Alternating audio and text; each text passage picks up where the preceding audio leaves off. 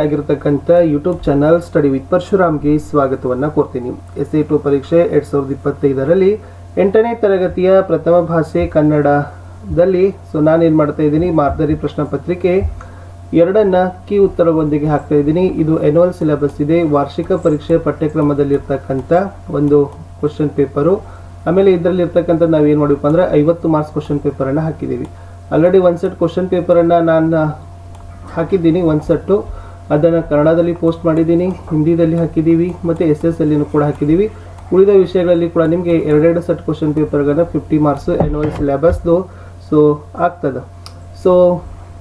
ಅದಕ್ಕಾಗಿ ತಾವೆಲ್ಲರೂ ಕೂಡ ವಿಡಿಯೋನ ಲೈಕ್, ಶೇರ್ ಹಾಗೂ ಸಬ್ಸ್ಕ್ರೈಬ್ ಮಾಡೋದನ್ನು ಮಾತ್ರ ಮರೆಯದಿರಿ ಅಂತ ಹೇಳ್ತಾ ನೋಡ್ತೀನಿ ಈ ಪ್ರಶ್ನೆ ಪತ್ರಿಕೆ ಮತ್ತು ಕೀ ಉತ್ತರ ಸಹಿತ ಇರತಕ್ಕಂಥದ್ದು. 2ನೇ ಸಂಕಲನಾತ್ಮಕ ಮೌಲ್ಯಮಾಪನ 2024-25 8ನೇ ತರಗತಿ ಪ್ರಥಮ ಭಾಷೆ ಕನ್ನಡ ಪ್ರಶ್ನೆ ಪತ್ರಿಕೆ ಉತ್ತರ ಸಹಿತ. ಗರಿಷ್ಠ ಅಂಕಗಳು 50, ಸಮಯ 1 ಗಂಟೆ 45 ನಿಮಿಷ. ಮುಖ್ಯ ಪ್ರಶ್ನೆ 1. ಕೊಟ್ಟಿರುವ ಪ್ರತಿ ಪ್ರಶ್ನೆಗೂ 4 ಆಯ್ಕೆಗಳನ್ನು ನೀಡಲಾಗಿದೆ. ಇವುಗಳಲ್ಲಿ ಸರಿಯಾದ ಉತ್ತರವನ್ನು ಆಯ್ಕೆ ಮಾಡಿ ಅದರ ಕ್ರಮಾಕ್ಷರದೊಂದಿಗೆ ಏನು ಮಾಡಬೇಕಾಗಿತ್ತಪ್ಪ ಅಂತಂದರೆ ಬರಿಬೇಕಿತ್ತು. ಮೊದಲ ಪ್ರಶ್ನೆ, ಇವುಗಳಲ್ಲಿ ಅನ್ವರ್ಥನಾಮಕ್ಕೆ ಉದಾಹರಣೆಯಾದ ಪದವಿದು ಅಂತ ಕೇಳಿದ್ರು. ಅನ್ವರ್ಥಕ ನಾಮ ಅಂದರೆ ಏನಪ್ಪ ಅಂದರೆ ಶಿಕ್ಷಕ ಅಂತಕ್ಕಂಥದ್ದು ಬರ್ತದೆ. ಪ್ರಶ್ನೆ 2, ವಿದ್ಯಾರ್ಥಿಗಳು ಕನ್ನಡ ಪಾಠವನ್ನು ಓದಿದರೂ ವಾಕ್ಯವಲ್ಲದಲ್ಲಿ ಕರ್ತೃಪದ ಕೇಳಿದ್ದಾರೆ, ಸಬ್ಜೆಕ್ಟ್ ಕೇಳಿದ್ದಾರೆ. ಸಬ್ಜೆಕ್ಟ್ ಏನಪ್ಪ ಅಂತಂದ್ರೆ ಅದರಲ್ಲಿ ವಿದ್ಯಾರ್ಥಿಗಳು ಅಂತಕ್ಕಂಥದ್ದು ಸರಿಯಾದ ಉತ್ತರ ಬರ್ತದೆ. ಇನ್ನು ಮುಂದಿನ ಪ್ರಶ್ನೆ ಏನಪ್ಪ ಅಂತಂದರೆ ಪ್ರಶ್ನೆ ಸಂಖ್ಯೆ 3, ರಾಮನು ಕಾಡಿಗೆ ಹೋದನು. ಈ ವಾಕ್ಯ ಯಾವ ಪ್ರಕಾರದ್ದು ಅಂತ ಕೇಳಿದರು. ಸಾಮಾನ್ಯ ವಾಕ್ಯ, ಸಂಯೋಜಿತ ವಾಕ್ಯ, ಮಿಶ್ರ ವಾಕ್ಯ, ಪ್ರಶ್ನಾರ್ಥಕ ವಾಕ್ಯ. ಸರಿಯಾದ ಉತ್ತರ ರಾಮ ಕಾಡಿಗೆ ಹೋದನು ಅನ್ನೋದು ಸಾಮಾನ್ಯ ವಾಕ್ಯಕ್ಕೆ ಬರ್ತದೆ. ಪ್ರಶ್ನೆ 4, ಭಕ್ತಿಯುಳ್ಳ ಅಂತಕ್ಕಂಥ ಪದ ಈ ಸಂಧಿಗೆ ಉದಾಹರಣೆಯಾಗಿದೆ ಅಂತ ಕೇಳಿದರೆ ಆ ಲೋಪ, ಆ ಆಗಮ, ಈ ಆದೇಶ, ಈ ಸವರ್ಣ ದೀರ್ಘ. ಭಕ್ತಿಯುಳ್ಳ ಅನ್ನೋದು ಆಗಮ ಸಂಧಿಗೆ ಉದಾಹರಣೆಯಾದ ಪದ. ಮುಖ್ಯ ಪ್ರಶ್ನೆ 2ರಲ್ಲಿ ಸಂಬಂಧೀಕರಣ ಪದಗಳಿದ್ದಾವೆ. ಮೊದಲೆರಡು ಪದಗಳ ಸಂಬಂಧವನ್ನು ಗ್ರಹಿಕೆ ಮಾಡಿ 3ನೇ ಪದದ ಸಂಬಂಧವನ್ನು ನೀವೇನು ಮಾಡಬೇಕಾಗ್ತದಪ್ಪ ಅಂತಂದ್ರೆ ಬರಿಬೇಕಾಗ್ತದೆ.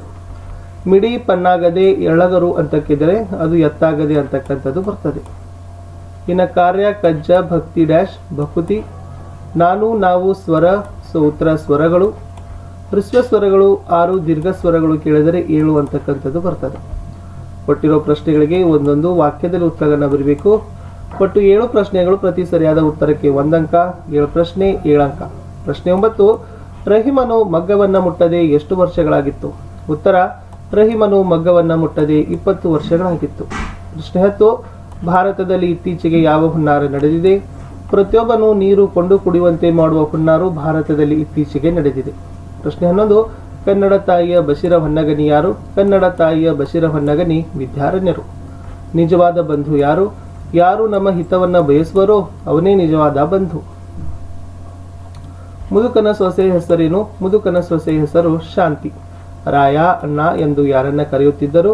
ಜನರು ರಾಯ, ಅಣ್ಣ ಎಂದು ಚಾವುಂಡರಾಯನನ್ನ ಕರೆಯುತ್ತಿದ್ದರು. ಮುನಿಗಳಲ್ಲಿರುವ ಮಂತ್ರದ ಶಕ್ತಿ ಯಾವುದು? ಬೇಡಿದ ವಸ್ತುಗಳನ್ನು ನೀಡುವ ಮಂತ್ರದ ಶಕ್ತಿ ಮುನಿಗಳಲ್ಲಿದೆ. ಇನ್ನು 3-4 ವಾಕ್ಯದ ಉತ್ತರಗಳನ್ನು ಬರೀಬೇಕು. ಇಲ್ಲಿ 6 ಪ್ರಶ್ನೆಗಳನ್ನು ಹಾಕಿದ್ದೀವಿ. ಪ್ರತಿ ಸರಿಯಾದ ಉತ್ತರಕ್ಕೆ 2 ಅಂಕ, ಒಟ್ಟು 12 ಅಂಕಗಳು ಇದ್ದಾವೆ. 16ನೇ ಪ್ರಶ್ನೆ, DVG ಅವರು ಏಕೆ ಸಂಭಾವನೆಯನ್ನ ಪಡೆಯಲಿಲ್ಲ? ವಿಶ್ವೇಶ್ವರಯ್ಯ ಅವರ ಅನೇಕ ಕೆಲಸಗಳನ್ನು DVG ಮಾಡಿಕೊಟ್ಟಿದ್ದರು. ಅದಕ್ಕಾಗಿ ಅವರು ಸಂಭಾವನೆ ಕೊಡಲು ಹೋದಾಗ DVG ಒಪ್ಪಲಿಲ್ಲ. ಏಕೆಂದರೆ ಇದು ರಾಜ್ಯದ ಕೆಲಸ ಅಲ್ಲದೆ ವಿಶ್ವೇಶ್ವರಯ್ಯಂತ ಮಹಾ ವ್ಯಕ್ತಿ ಅವರ ಜೊತೆ ವ್ಯವಹರಿಸಿದ್ದೇ ತಮಗೊಂದು ಹೆಮ್ಮೆ. ಹಾಗಿರುವಾಗ ಅದಕ್ಕೆ ಸಂಭಾವನೆಯೇ ಎಂದಿಗೂ ಕೂಡದು ಎಂಬುದು DVG ಅವರ ತರ್ಕವಾಗಿತ್ತು. ಪ್ರಶ್ನೆ 17, ಭಾಷೆ ಬೇರೆಯಾದರೂ ಭಾವವೊಂದು ಸಮರ್ಥಿಸಿರಿ. ನಮ್ಮ ದೇಶಗಳನ್ನ ಶತ್ರುಗಳಿಂದ ಕಾಪಾಡಲು ದೇಶದ ಎಲ್ಲಾ ಗಡಿಗಳಲ್ಲಿ, ಬಾನಿನಲ್ಲಿ, ಸಮುದ್ರ ತೀರಗಳಲ್ಲಿ ನಮ್ಮ ವೀರ ಯೋಧರು ಎತ್ತಿ ಹಿಡಿಯುವ ನಮ್ಮ ರಾಷ್ಟ್ರದ ಧ್ವಜದ ನೆರಳಿನಲ್ಲಿ ನಾವೆಲ್ಲ ಸುರಕ್ಷಿತರಾಗಿದ್ದೇವೆ. ನಮ್ಮ ಕೊರಳಿನಲ್ಲಿ ನಮ್ಮ ಯುಗದ ದನಿಗಳಾಗಿ ಮೂಡಿದ ಎಲ್ಲ ಹಾಡಿನಲ್ಲಿ ಏಕತೆಯ ಮಂತ್ರವಿದೆ. ಆ ಹಾಡುಗಳ ಭಾಷೆಗಳು ಬೇರೆ ಬೇರೆಯಾದರೂ ಭಾವ ಮಾತ್ರ ಒಂದೇ ಆಗಿದೆ. ನಾವೆಲ್ಲರೂ ಭಾರತೀಯರೆಂಬ ಅಭಿಮಾನವಿದೆ. ಹೀಗೆ ಭಾಷೆಗಳು ಬೇರೆ ಬೇರೆಯಾಗಿದ್ದರೂ ನಮ್ಮೆಲ್ಲರ ಭಾವ ಮಾತ್ರ ಒಂದೇ ಆಗಿದೆ. ಪ್ರಶ್ನೆ 18, ದೊರೆಯ ಮಗ ದೇಶಾಂತರವಾಗಲು ಕಾರಣವೇನು? ತನ್ನ ತಂಗಿ ಮತ್ತು ಅವಳ ಗೆಳತಿಯರು ಸುರಹೊನ್ನೆ ತೋಟಕ್ಕೆ ಉಯ್ಯಾಲೆ ಆಡೋಕೆ ಹೆಂಡತಿಯನ್ನು ಕರೆದುಕೊಂಡು ಹೋಗಿದ್ದು ಅಲ್ಲಿ ನಡೆದ ನಿಜ ಸಂಗತಿ ಅವನಿಗೆ ತಿಳಿಯದೆ ತನ್ನ ಹೆಂಡತಿ ತಪ್ಪಿಸಿಕೊಂಡಿದ್ದಾಳೆಂದು ತಿಳಿದು ಬೇಸರಗೊಂಡು ಸನ್ಯಾಸಿಯಂತೆ ಬಟ್ಟೆ ತೊಟ್ಟುಕೊಂಡು ದೇಶಾಂತರ ಹೊರಟನು. ಪ್ರಶ್ನೆ 19. ನಸುಕಿನಲ್ಲಿ ಲೇಖಕರಿಗೆ ಖುಷಿ ಕೊಡುತ್ತಿದ್ದ ಸಂಗತಿಗಳಾವುವು? ನಸುಕಿನಲ್ಲಿ ಎದ್ದು ಮನೆಯೆದುರು ಅರಣ್ಯದ ಅಂಚಿನಲ್ಲಿ ಇದ್ದ ರಂಜದ ಮರವೊಂದರಿಂದ ನೆಲದ ಮೇಲೆ ಚೆಲ್ಲಿರುತ್ತಿದ್ದ ನಕ್ಷತ್ರದ ಆಕಾರದ ರಂಜದ ಹೂಗಳನ್ನು ಆಚರಿಸುವುದು, ದೂರ್ವೆಯನ್ನ ಹುಲ್ಲಲ್ಲಿ ಹುಡುಕಿ ಕಿತ್ತು ತರುವುದು, ಕೇದಗೆ ಅರಳಿದೆಯೇ, ಮರದ ಮೇಲಿನ ಗೂಡಲ್ಲಿ ಮೊಟ್ಟೆ ಮರಿಯಾಯಿತೆ ಎಂದು ಬಿದಿರಿನ ಸಂದಿಯಿಂದ ನಿತ್ಯ ನೋಡೋದು ಲೇಖಕರಿಗೆ ಖುಷಿ ಕೊಡುತ್ತಿದ್ದ ಸಂಗತಿಗಳಾಗಿದ್ದವು. ಪ್ರಶ್ನೆ 20. ಮನುಷ್ಯನ ಮಾತಿಗೆ ಕೋಗಿಲೆಯು ಯಾವ ರೀತಿಯಲ್ಲಿ ಪ್ರತಿಕ್ರಿಯಿಸಿತು? ಕೋಗಿಲೆಯೊಂದು ತನ್ನ ಪಾಡಿಗೆ ತಾನು ಮಧುರದಿಂದ ತನ್ನನ್ನೇ ಮರೆಯುತ್ತಾ ಕೂಹು ಕೂಹು ಎಂದು ಹಾಡುತ್ತಿತ್ತು. ಅದನ್ನು ಕೇಳಿದ ಮನುಷ್ಯ, ನೀನು ಇಂಗ್ಲಿಷಿನಲ್ಲಿ ಹಾಡಿದರೆ ನೊಬೆಲ್ ಬಹುಮಾನ ಬಂದಿತೆಂದು ಹೇಳ್ತಾನೆ. ಆದರೆ ಆ ಮಾತಿಗೆ ಕೋಗಿಲೆ ಯಾವ ಪ್ರತಿಕ್ರಿಯೆಯನ್ನ ಕೊಡದೆ ಮತ್ತೊಮ್ಮೆ ಕೂಹು ಎಂದಷ್ಟೇ ಪ್ರತಿಕ್ರಿಯೆ ನೀಡುತ್ತದೆ. ಆ ಧ್ವನಿ ಇಡೀ ಪ್ರಕೃತಿಯಲ್ಲಿ ಒಂದು ಸಂಚಲನವನ್ನ ಸೃಷ್ಟಿಸುತ್ತದೆ. ಪ್ರಶ್ನೆ 21. ಲೇಖಕರು ಆಟೋ ಚಾಲಕರಲ್ಲಿಯೂ ಮಾನವೀಯತೆಯನ್ನ ಅರಿತ ಪ್ರಸಂಗದ ಬಗ್ಗೆ ತಿಳಿಸಿ. ಲೇಖಕರಾದ ಎಚ್ ನರಸಿಂಹಯ್ಯ ಅವರು ಒಮ್ಮೆ ಜಯನಗರದ ನ್ಯಾಷನಲ್ ಕಾಲೇಜಿನ ಕಾರ್ಯಕ್ರಮ ಮುಗಿಸಿ ಹೊರಡುವಾಗ ರಾತ್ರಿ 10 ಗಂಟೆಯಾಗಿತ್ತು. ಆಟೋಗಾಗಿ ಕಾಯುತ್ತಿದ್ದಾಗ ಕೆಲವು ಉಪಾಧ್ಯಾಯರು, ಸಾರ್ ಹಾಸ್ಟೆಲ್ನಲ್ಲಿ ಇಷ್ಟೊತ್ತಿನಲ್ಲಿ ಊಟ ಸಿಕ್ಕೋದಿಲ್ಲ, ಈಗ ಆಟೋಗಳು ಸಿಗೋದಿಲ್ಲ, ಬನ್ನಿ ನಮ್ಮ ಮನೆಗೆ ಹೋಗೋಣ ಎಂದರು. ಅಷ್ಟೊತ್ತಿಗೆ ಒಂದು ಆಟೋ ಬಂತು. ಈ ಎಲ್ಲ ಮಾತುಗಳನ್ನು ಕೇಳಿಸಿಕೊಂಡಿದ್ದ ಆಟೋದವರು, ಏಕೆ ಸಾರ್ ನಿಮಗೆ ಮನೆ ಇಲ್ವೇ ಎಂದನು. ಇದಕ್ಕೆ ಇಲ್ಲಪ್ಪ ಎಂದಾಗ ಆತ, ಬನ್ನಿ ಸಾರ್, ವಿ ಪುರಂನ ಸಜ್ಜನರಾವ್ ಸರ್ಕಲ್ನಲ್ಲಿ ಇಡ್ಲಿ ಮಾರ್ತಾರೆ, ನೀವು ತಿನ್ನೋ ತನಕ ಕಾಯ್ತೇನೆ ಎಂದು ಆತ್ಮೀಯವಾಗಿ ವಿನಂತಿಸಿಕೊಂಡಾಗ ಆಟೋದವರಿಗೆ ಮಾನವೀಯತೆ ಇದೆ ಎಂದು ಸ್ಮರಿಸಿಕೊಂಡರು. ಮುಂದಿನ ಪ್ರಶ್ನೆ 5. ಪ್ರತಿ ಹೇಳಿಕೆಗಳನ್ನು ಸಂದರ್ಭದೊಡನೆ ವಿವರಿಸಬೇಕು. ಒಟ್ಟು 3, ಪ್ರತಿ ಉತ್ತರಕ್ಕೆ 2 ಅಂಕ, ಒಟ್ಟು 6 ಅಂಕ ಇದೆ. ಪ್ರಶ್ನೆ 22. ಅಮ್ಮಾಜಿ ನಿನಗೆ ಭಯಬೇಡಮ್ಮ, ನಾ ಬರಳಿ ಬಹೇನಮ್ಮ. ಆಯ್ಕೆ ಮಾಸ್ತಿ ವೆಂಕಟೇಶ್ ಅಯ್ಯಂಗಾರ್ ಅವರ ಯಶೋಧರೆ ಎಂಬ ನಾಟಕದಿಂದ ಆಯ್ದ ಯಶೋಧರೆ ಎಂಬ ಗದ್ಯಪಾಠದಿಂದ ಆರಿಸಿಕೊಳ್ಳಲಾಗಿದೆ.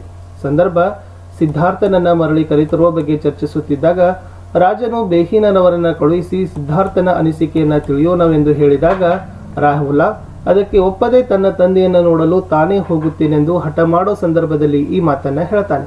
ಸ್ವಾರಸ್ಯ, ರಾಹುಲನನ್ನ ಕಳುಹಿಸಿದರೆ ಅವನು ತನ್ನ ತಂದೆಯಂತೆ ಸನ್ಯಾಸಿ ಆಗಬಹುದೆಂಬ ಯಶೋಧರೆ ಮತ್ತು ರಾಜನಿಗಿದ್ದ ಆತಂಕ, ಅದಕ್ಕೆ ತಾನು ಹಿಂದಿರುಗಿ ಬಂದೇ ಬರುವೆನೆಂದು ರಾಹುಲನು ನೀಡುವ ಭರವಸೆ ಸ್ವಾರಸ್ಯಪೂರ್ಣವಾಗಿ ವ್ಯಕ್ತವಾಗಿದೆ.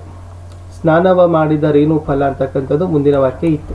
ಸಂದರ್ಭ ಬೇವು ಬೆಲ್ಲದೊಳಡಲೇನು ಫಲ ಪದ್ಯದ ಈ ವಾಕ್ಯವನ್ನ ಪುರಂದರದಾಸರ ಕೀರ್ತನೆಯಿಂದ ಆರಿಸಿಕೊಳ್ಳಲಾಗಿದೆ. ಸಂದರ್ಭ ಕೋಪದ ಬುದ್ಧಿಯನ್ನು ಬಿಡದೆ ನಿರಂತರವಾಗಿ ಉಪವಾಸ ಮಾಡಿದರೆ ಏನು ಫಲ, ಅದೇ ರೀತಿಯಾಗಿ ಕಟ್ಟಿ ಕೆಲಸವನ್ನ ಮಾಡುವನು ಏನನ್ನು ಮಾಡಿದರೆ ಪ್ರಯೋಜನವಿಲ್ಲ ಎಂದು ಹೇಳೋ ಸಂದರ್ಭದಲ್ಲಿ ದಾಸರು ಈ ಮಾತನ್ನ ಹೇಳ್ತಾರೆ. ಸ್ವಾರಸ್ಯ, ಎಷ್ಟೇ ತೀರ್ಥ ಸ್ನಾನ ಮಾಡಿದರೂ ಕೆಟ್ಟ ಕೆಲಸದ ಪರಿಣಾಮ ಕೆಟ್ಟದ್ದೇ ಆಗಿರುತ್ತದೆ ಎನ್ನುವ ನೀತಿ ಈ ಮಾತಿನಲ್ಲಿ ಅಭಿವ್ಯಕ್ತವಾಗಿದೆ. 24. ಕುಲಹೀನ ನೀನು, ಪ್ರತಿಷ್ಠೆ ಸುಡು, ಮತಿಹೀನ ನೀನು. ಆಯ್ಕೆ ಈ ವಾಕ್ಯವನ್ನ ಕನಕದಾಸರು ಬರೆದಿರುವ ರಾಮಧಾನ್ಯ ಚರಿತ್ರೆ ಎಂಬ ಕೃತಿಯಿಂದ ಆರಿಸಿಕೊಳ್ಳಲಾದ ರಾಮಧಾನ್ಯ ಚರಿತೆ ಎಂಬ ಪದ್ಯಪಾಠದಿಂದ ಆರಿಸಿಕೊಳ್ಳಲಾಗಿದೆ. ಸಂದರ್ಭ ಈ ಮಾತನ್ನ ಬ್ರಹೀಗನು ನರೇದಲೆಗನಿಗೆ ಹೇಳುತ್ತಾನೆ. ಗೌತಮರು ರಾಗಿ ಶ್ರೇಷ್ಠ ಎಂಬ ಮಾತನ್ನ ಕೇಳಿ ಕೋಪಗೊಂಡ ಬ್ರಹೀಗ ನರೇದಲೆಗನಿಗೆ, ಭಗವಂತನೇ, ನಮ್ಮಿಬ್ಬರಲ್ಲಿ ಯಾರು ಹೆಚ್ಚು ಯಾರು ಕಡಿಮೆ ಎಂಬುದನ್ನು ಬಲ್ಲನು. ಜನಕಿಯ ಪತಿಯಾದ ಶ್ರೀರಾಮನ ಸನಿಹದಲ್ಲಿ ನೀನು ಕುಲಹೀನ, ಅಹಂಕಾರಿ, ಬುದ್ಧಿಗೇಡಿ ಎಂದು ಹೇಳೋ ಸಂದರ್ಭದಲ್ಲಿ ಹೀಯಾಳಿಸ್ತಾನೆ. ಸ್ವಾರಸ್ಯ, ಕೆಳವರ್ಗದ ಮೇಲೆ ಮೇಲ್ವರ್ಗದ ಶೋಷಣೆಗೆ ಈ ಮಾತಿನಲ್ಲಿ ಅಭಿವ್ಯಕ್ತವಾಗಿರೋದು ಸ್ವಾರಸ್ಯಪೂರ್ಣವಾಗಿ ವ್ಯಕ್ತವಾಗಿದೆ. ಪದ್ಯ ಪೂರ್ಣ ಮಾಡಬೇಕು. 3 ಅಂಕ. ಉಪ್ಪಿಗಿಂತಲೂ ರುಚಿಯುದಿಂದ ಹಿಡಿದು ಹದನವರೆಗೆ ಇದೆ. ಉಪ್ಪಿಗಿಂತ ರುಚಿಯು ತಾಯಿಗಿಂತ ಬಂದು ಇಲ್ಲೆಂಬ ಗಾದೆ ನುಡಿ ಕೇಳುವೇನು, ಗೆಳೆತನದ ಶುಚಿರುಚಿಯು ಇದಕ್ಕೂ ಮಿಗಿಲಾಗುವುದು ಎಂಬ ಸಾಹಸ ಮಾಡಿ ದೋಷವೇನು, ಕಂಡವರೇನು ಬಲ್ಲರಿದನು, ಉಂಡವನು ಕಂಡಿಯನು ಇದರ ಹದನು ಅಂತ ಇದೆ. ಮುಂದೆ ಪದ್ಯಭಾಗದ ಸಾರಾಂಶವನ್ನು ನಿಮ್ಮ ಮಾತುಗಳಲ್ಲಿ ಬರೀಬೇಕು. 3 ಅಂಕ. ಪದ್ಯಭಾಗ ಇತ್ತು. ಕಾಯಕದಲ್ಲಿ ನಿರತನಾದಡೆ ಗುರುದರ್ಶನವಾದಡು ಮರೆಯಬೇಕು, ಲಿಂಗ ಪೂಜೆಯಾದಡು ಮರೆಯಬೇಕು, ಜಂಗಮ ಮುಂದೆ ನಿಂದಿದ್ದಡು ಹಂಗ ಹರಿಯಬೇಕು, ಕಾಯಕವೇ ಕೈಲಾಸವಾದ ಕಾರಣ ಅಮರೇಶ್ವರ ಲಿಂಗವ ಇತ್ತದಡು ಕಾಯಕದೊಳಗು ಅಂತ ಇದೆ. ಈ ವಚನವನ್ನ ಶ್ರೀ ಎಂ ಕಲಬುರ್ಗಿ ಅವರು ಸಂಪಾದಿಸಿರುವ ಸಮಗ್ರ ವಚನ ಸಂಪುಟದಿಂದ ವಚನಾಮೃತ ಎಂಬ ಪದ್ಯಪಾಠಕ್ಕಾಗಿ ಆಯ್ದ ಶಿವಶರಣ ಐದಕ್ಕಿ ಮಾರಯ್ಯ ಅವರ ವಚನದಿಂದ ಆರಿಸಲಾಗಿದೆ. ಶಿವಶರಣ ಐದಕ್ಕಿ ಮಾರಯ್ಯ ಅವರು ಕಾಯಕದಲ್ಲಿ ನಿರತವಾದಾಗ ಗುರು, ಲಿಂಗ, ಜಂಗಮ ದರ್ಶನವಾದರೂ ಮರೆಯಬೇಕು ಎಂದು ಹೇಳೋ ಸಂದರ್ಭದಲ್ಲಿ ಈ ಮಾತನ್ನೇ ಹೇಳ್ತಾರೆ. ಕಾಯಕದಲ್ಲಿ ನಿರತವಾದಾಗ ಗುರುದರ್ಶನವಾದರೂ ಮರೆಯಬೇಕು, ಲಿಂಗ ಪೂಜೆ ಮಾಡುವುದನ್ನು ಮರೆಯಬೇಕು. ಜಂಗಮರು ಮುಂದೆ ಬಂದರೂ ಅವರ ಹಂಗನ್ನ ಹರಿಯಬೇಕು. ಕಾಯಕವೇ ಕೈಲಾಸವಾದ ಕಾರಣ ಅಮರೇಶ್ವರ ಲಿಂಗವನ್ನ ಇತ್ತಾದರೂ ಕಾಯಕದಲ್ಲಿ ತಲ್ಲೀನರಾಗಬೇಕು ಎಂಬುದು ಐದಕ್ಕಿ ಮಾರೆಯ ಕಾಯಕದ ಮಹತ್ವವನ್ನು ವಚನದಲ್ಲಿ ನಿರೂಪಿಸಿದ್ದಾರೆ. ಮುಂದೆ 6-7 ವಾಕ್ಯಗಳು ಉತ್ತರವನ್ನು ಬರೀಬೇಕು. 2 ಪ್ರಶ್ನೆ ಇದ್ದಾವೆ 3 ಅಂಕಕ್ಕೆ. ಗಂಗರ ಇತಿಹಾಸದ ವಿಶೇಷತೆಯನ್ನು ಕೊಟ್ಟಿದ್ದೀನಿ, ಅದನ್ನು ಕೂಡ ನೋಡ್ಕೊಡ್ರಿ. ಇನ್ನೊಂದು ಪ್ರಶ್ನೆ ಕೊಟ್ಟಿದ್ದೀವಿ, ವೈದೇಶ್ವರ ದೇವಾಲಯದ ನಿರ್ಮಾಣದ ಕಾಲ ನಿರ್ಣಯಕ್ಕೆ ಸಹಕಾರಿಯಾಗುವ ಅಂಶಗಳಾಗುವು ವಿವರಿಸಿರಿ ಅಂತಕ್ಕದನ್ನು ಕೊಟ್ಟಿದ್ದೀವಿ. 2ರಲ್ಲಿ 1 3 ಅಂಕದ ಪ್ರಶ್ನೆ ಇತ್ತು. ಮುಂದೆ 10-12 ವಾಕ್ಯದಲ್ಲಿ ಮೀರದಂತೆ ಪ್ರಬಂಧ ಬರಿಬೇಕಾಗಿತ್ತು. 4 ಅಂಕ. ನಾನು ಮೆಚ್ಚಿದ ಪುಸ್ತಕ. ಯಾವುದೇ ಒಂದು ಪ್ರಬಂಧ ಬರೆಯುವಾಗ ಫಸ್ಟ್ ಪ್ರಸ್ತಾವನೆ ಬರೀರಿ, ಆಮೇಲೆ ವಿಷಯದ ನಿರೂಪಣೆಗಳನ್ನು ಬರೀರಿ, ಅದನ್ನು ಕೂಡ ನೋಡ್ಕೊಡ್ರಿ. ವಿಷಯದ ನಿರೂಪಣೆ ಆದ ನಂತರ ಏನು ಬರಿಬೇಕಪ್ಪ ಅಂದ್ರೆ ಉಪಸಂಹಾರ ಅಂತಕ್ಕದನ್ನ ಬರಿಬೇಕು. ಈ 3 ಸ್ಟೆಪ್ಗಳನ್ನು ಹಾಕಿ ಬರೆದ್ರೆ ಖಂಡಿತವಾಗಿ ನಿಮಗೆ ಪ್ರಬಂಧದಲ್ಲಿ 4ಕ್ಕೆ 4 ಅಂಕಗಳನ್ನು ಸ್ನೇಹಿತರೆ ಕೊಡ್ತಾರೆ. ಅಥವಾ ಇನ್ನೊಂದು ವಿಷಯ ಇತ್ತು ಪರಿಸರ ಮಾಲಿನ್ಯ, ನಾನು ಕೇವಲ ಒಂದು ವಿಷಯದ ಬಗ್ಗೆ ನಿಬಂಧವನ್ನು ಕೊಟ್ಟಿದ್ದೆ. ಇನ್ನು ಯಾವುದಾದರೂ ಒಂದಕ್ಕೆ ಉತ್ತರಿಸಿರಿ. ಪತ್ರಲೇಖನ ಇತ್ತು 4 ಅಂಕಕ್ಕೆ. ನಿಮ್ಮ ಶಾಲೆಯ ಪಾಲಕರ ಸಭೆಗೆ ಆಗಮಿಸುವಂತೆ ತಿಳಿಸಿ ತಾಯಿಗೆ ಪತ್ರವನ್ನು ಬರಲಿಕ್ಕೆ ಕೇಳಿದ್ರು. ಮೊದಲಿಗೆ ಕ್ಷೇಮ ಬರೀತಿರಿ, ಮಧ್ಯದಲ್ಲಿ ಶ್ರೀ ಬರೀತಿರಿ. ಇಂದ ಪ್ರಜ್ವಲ್ ಎಸ್ ಪಿ 8ನೇ ತರಗತಿ ಆದರ್ಶ ವಿದ್ಯಾಲಯ ಧಾರವಾಡ 1. ಮಾತೃಶ್ರೀ ತಾಯಿಯವರಿಗೆ ಸಾಷ್ಟಾಂಗ ನಮನಗಳು. ನಾನು ಕ್ಷೇಮವಾಗಿದ್ದೇನೆ, ತಾವು ಹೇಗಿದ್ದೀರಿ? ಮನೆಯಲ್ಲಿ ಎಲ್ಲರೂ ಕ್ಷೇಮವಾಗಿದ್ದಾರೆ ಎಂದು ಭಾವಿಸಿರುವೆನು. ಈಗ ಪತ್ರ ಬರೆಯಲು ಕಾರಣವೆಂದರೆ ಈ ತಿಂಗಳು 4ನೇ ಶನಿವಾರ ನಮ್ಮ ಶಾಲೆಯಲ್ಲಿ ಪಾಲಕರ ಸಭೆ ಇದ್ದು ತಾವು ಹಾಜರಾಗಿ ಸಲಹೆ ಸೂಚನೆ ಹಾಗೂ ಮಾರ್ಗದರ್ಶನ ಕೊಡಬೇಕೆಂದು ವಿನಂತಿಸ್ತೀನಿ. ಪತ್ರಕ್ಕೆ ಮರು ಉತ್ತರ ಕೊಡಲು ಮರೆಯದಿರಿ. ವಂದನೆಗಳು. ಇಂತಿ ನಿಮ್ಮ ಮಗ ಪ್ರಜ್ವಲ್ ಎಸ್ ಪಿ, ಹೊರವಿಳಾಸ ಶಾಂತ ಎಸ್ ಪಿ, ಹೊಯ್ಸಳ ನಗರ, ಧಾರವಾಡ 1. ಇಷ್ಟು ಏನಾಗಿತ್ತಪ್ಪ ಅಂತಂದ್ರೆ 8ನೇ ತರಗತಿಯ ಮಾಡೆಲ್ ಕ್ವಶನ್ ಪೇಪರ್ 2ರಲ್ಲಿ ಕಂಪಲ್ಸರಿ ಆಗಿರ್ತಕ್ಕಂಥ ಕೀ ಉತ್ತರಗಳನ್ನ ಇತ್ತು. ನಾನು ನಿಮಗೆ ಏನು ಮಾಡ್ತೀನಿ ಅಂತಂದ್ರೆ ಮತ್ತೆ ಬೇರೆ ವಿಷಯದಲ್ಲಿ ಖಂಡಿತವಾಗಿ ಕೊಡ್ತೀನಿ ಅಂತ ಹೇಳ್ತಾ ವಿಡಿಯೋನ ಲೈಕ್, ಶೇರ್ ಹಾಗೆ ಸಬ್ಸ್ಕ್ರೈಬ್ ಮಾಡೋದನ್ನು ಮಾತ್ರ ಬರೆಯದಿರಿ. Thank you.